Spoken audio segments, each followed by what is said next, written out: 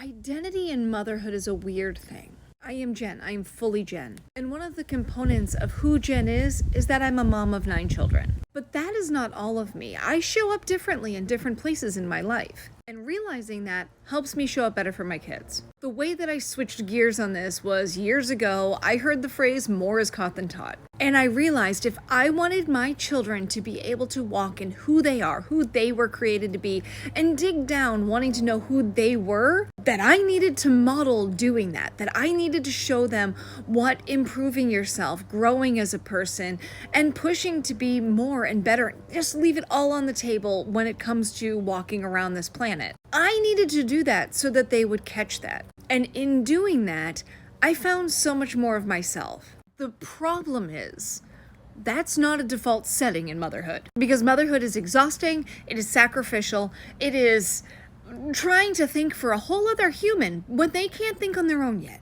But they think they can think on their own, therefore all their decisions are poor for a really long time. It's really an uphill battle from poor decisions, and then finally they get to where they make better decisions. So as you're walking through that process, you're not only thinking for yourself, but you're also thinking for the tiny humans, and somewhere in the meantime, you also need to improve yourself. Which is asking you to have all of these other brains and goals and thoughts. So how do we develop ourselves while we're in the middle of the craziness? All of us are different people. So I can't tell you what's going to work for you, but I can tell you what works for me. For me, noise canceling headphones. When I link them on Bluetooth, it says my office, and I call it going into my office.